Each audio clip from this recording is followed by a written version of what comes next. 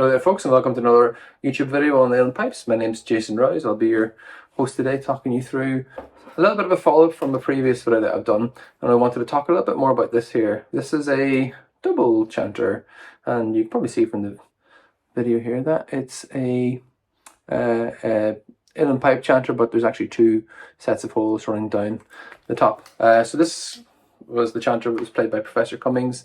Was like a famous piper over in America in the old days, sort of late 19th century and early 20th century, and he was a famously good piper, but there was never any recordings made of him. But he did play a lovely Taylor set, which I've got, and the chanter that he played with was one of these, a double chanter.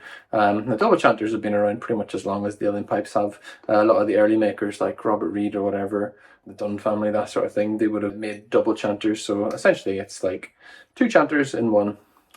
So it's a single piece of wood, and there's actually two sets of bores going from the top to the bottom, and then on the outside then you've got your two sets of holes, and you just cover them like a normal chanter, and it plays like there's two chanters playing together.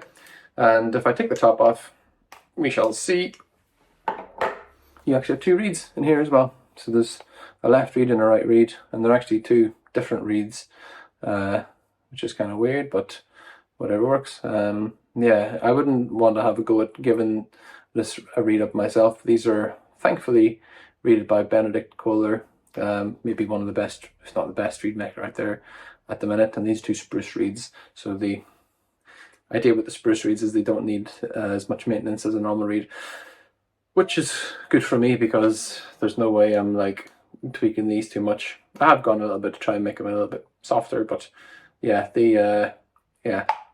two crazy reeds in there. It actually plays really nicely as a single chanter. Like if you take one of the reeds out and put blue tack in or whatever and just play it, it's a lovely normal sort of Taylor chanter that gives you that kind of Taylor sound. Maybe I'll do something like that in the video. I don't know. We'll see how it goes. But yeah, just a lovely, incredible bit of work and quite a unique sound. But yeah, like I said, there's a few other, like, it's not something that's new or in Uilleann pipes, but there's only really one maker that I can think of, who's Chris Bailey, who actually makes double chanters these days. So they're not massively in demand. So maybe after this video, more people will get interested in the double chanters. I took this to Chinall over in Ireland one time. Last year I was playing, and everyone was like, "Oh, you've got a pig nose chanter," and I never heard it called that, but it kind of makes sense. You got the two holes, like a little pig's nose. Yeah, little pig nose chanter. I like that. And the usual stuff, like if you're new to the channel or whatever and you wanted to check out some of my other videos, I do like a full breakdown of like the Taylor set, including like the contrabass regulator that's on there, and I'll have to maybe do a video about that in the future actually. Yeah, I'll see. That can be the next video or another video down the line. Yeah, that's another beast for a different day. So yeah, I just really wanted to show off this chanter today. But yeah, if you liked the video, you want to check out some more, have a look through, see what's on there. There's a few like performances and a few I suppose like deep dives into different sets of Uilleann pipes and different makers, and many documentaries and tips and tricks and stuff to help you get started and all that sort of thing. So yeah, if you like it, have a watch, have a like, subscribe, leave me a comment. The whole thing helps the YouTube algorithm gods, all that sort of thing, the usual stuff, you know. So yeah, here you go, enjoy the video. Yeah, I'll play a little bit first, maybe just the chanter by itself, and then I'll try and play it with the set as well. There we go. So the chanter itself is kind of interesting, like, It takes like double the air like a normal chanter would, which is kind of really annoying, because they've got the set balance for my normal single chanter, but with the regs and the drones and stuff, so when I'm playing it, you probably hear the drones going up and down. It's like, don't worry about it too much. A lot of the notes are kind of in tune, but not quite, and some of them are like spot on in tune, and it's really interesting when you're playing. You can sort of, sometimes it sounds like two pipers piping, and then sometimes it sort of sounds like a single chanter that's like louder than usual. It's kind of hard to maybe convey in a video, but in real life it's really quite an interesting unique kind of sound. Some of the notes have got like a little bit of tape over like one of the holes and then not on the other one, and there's two rushes up them as well, and the rushes have got different bits on certain notes as well, just for a bit more, trying to keep things in tune really, I guess. yeah, it's always a bit of a bit problematic trying to get one chanter in tune, and then you've got like two chanters in one, which makes it even harder. But yeah, my favorite things about this one is actually it takes little like tight notes really well. It doesn't. It feels like it has slightly different sort of fingering from like a normal chanter that you would use. Like I find that the A's are quite flat on it, and but when you lift your bottom fingers, the A's get sharper, which is kind of weird. Normally, it's when you have your fingers on the A's become sharper, but I don't know, it's just a little idiosyncrasy with this one. So it's kind of a tricky one, really. Not the end of the world, but yeah. And I think it really shines when you're like sliding in between notes as well. Like so, you've got your tight notes, and then when you have like sort of like the sort of Willie Clancy kind of like C's and the F's and stuff. I'll play it a wee bit just so you can hear. Yeah, so like the sort of wild C's, you have both chanters reaching the same pitch at different times because you're like curling your fingers like around the chanter. Gives you a really interesting sort of tonal variety.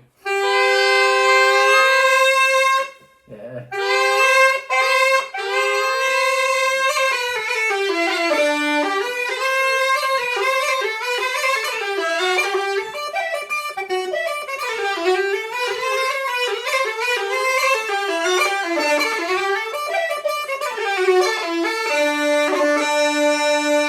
Covering all the holes isn't a massive problem. So I do, I normally get like the sort of tighter notes in there.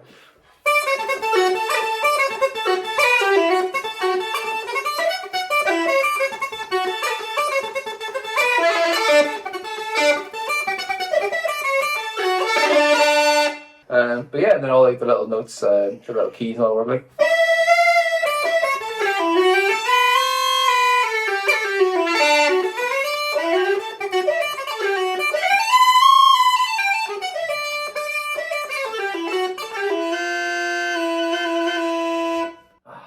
That's cool. Yeah. So some of the little things you get in this is sometimes one of the chanters will drop an octave or hit a squeak or whatever, and that's kind of like a musical dissonance, and I really love it. Yeah, yeah. It's kind of you get that sort of when you get two fiddle players and they play octaves on it, like that sort of Dublin effect that you get up in Donegal ways.